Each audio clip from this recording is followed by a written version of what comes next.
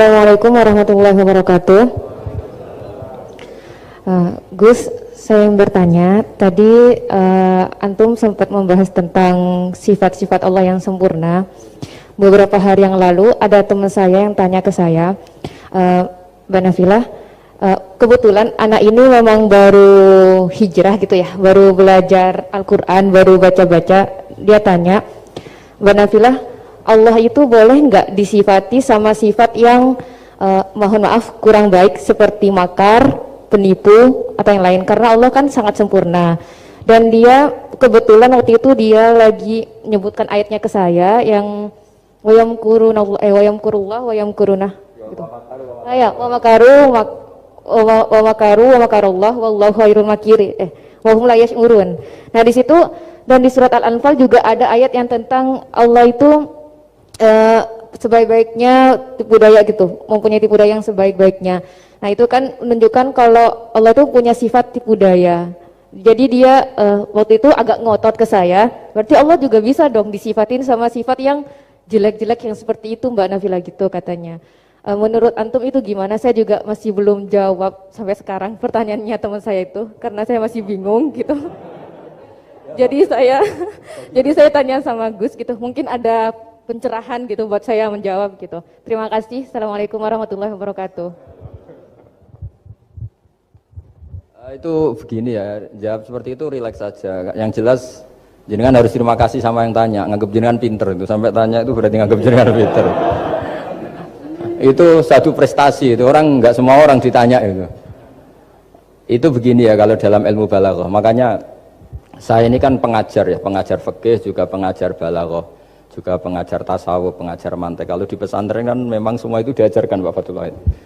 Ini juga dulu mondok di buyut-buyut saya di Kudus itu, di pondok tertua di Kudus buyut saya. Makanya hormat saya itu bukan karena beliau punya etika, memang aturannya harus hormat gitu. Saya juga harus hormat beliau karena beliau rektor, ya sudahlah saling menghormati. Bapak itu kalau sama penanya itu hormat, ditanya, dia sudah sopan. Jadi kita harus menghormati orang sopan. Yang tanya hormat ke kita karena kita dianggap alim, kita hormat sama penanya karena orang sopan. Mau tanya itu juga gengsi loh. Masa dokter tanya itu kan ribet kan? Saya kemarin ditawani di Unisula, masuk dikasih dokter honoris causa. Kenapa Gus gak mau? Saya takut kalau masuk neraka, masa dokter masuk neraka karena saya. Kan ya tidak lucu juga itu. Akhirnya dokter-dokter itu, iya Gus, saya udah pernah kepikiran ya. Akhirnya mereka terus mau udah takwa, udah Gus kita harus takwa, kan malu dokter kok masuk neraka. Oh begini jawabnya ya.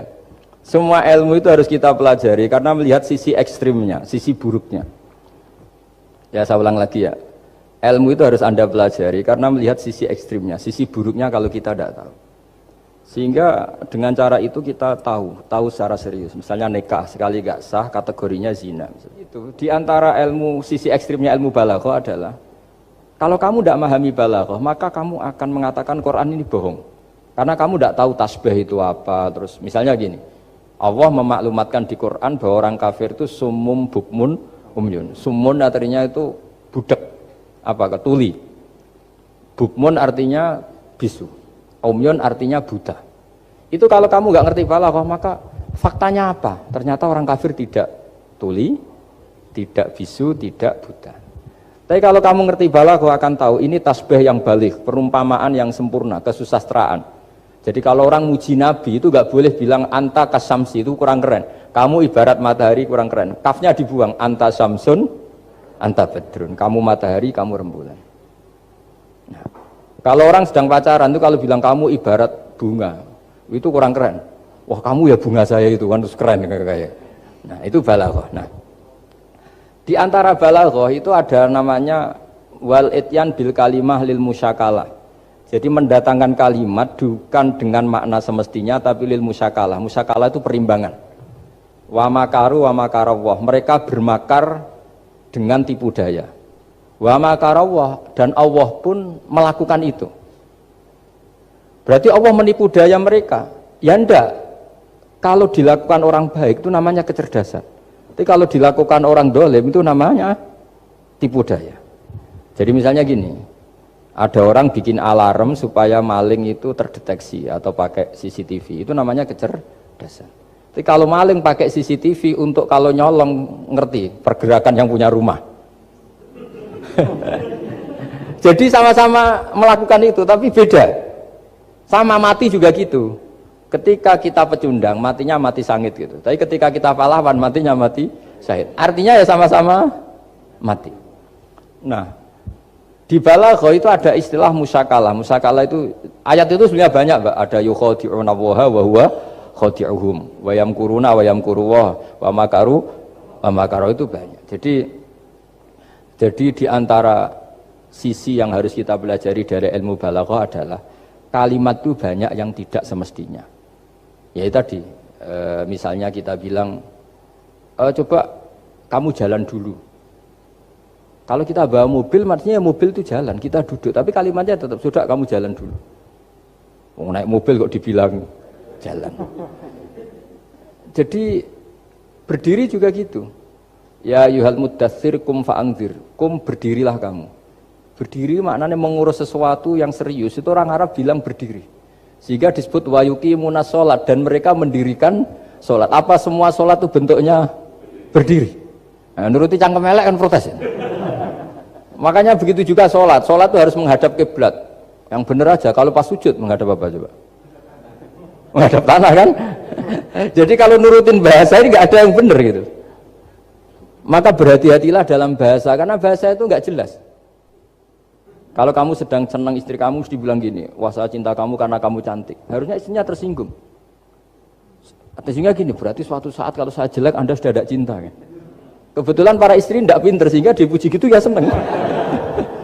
Sebetulnya itu tidak pujian, itu bahaya itu. Berarti dia mencintai saya sejauh saya masih cantik. Kalau enggak, ya sudah macam-macam. Dan ya rata-rata macam-macam betul itu. Artinya bahasa itu nggak usah dimaknani, makanya saya kemarin bilang sama Pak Rohidin itu, Mbok Yau UI itu kalau ngaji misalnya Bukhari dengan pemaknaan ulama. Karena maknani bahasa ini satu pekerjaan yang kalau tidak ulama tidak bisa. Apalagi bahasanya Rasulullah SAW. Bahasa itu susah. Dalam keseharian saja kita maknani susah, apalagi bahasanya Quran dan hadis. Ya contoh paling gampang gitu. Wa yuqimuna sholat, mendirikan sholat. Kita berdiri tegak demi bangsa ini. Memangnya perang harus berdiri, kadang harus tiarap kan? Jadi bahasa itu selalu sering, kalau di balaghah disebut hakikat dan majas. Ada makna hakikat, ada makna.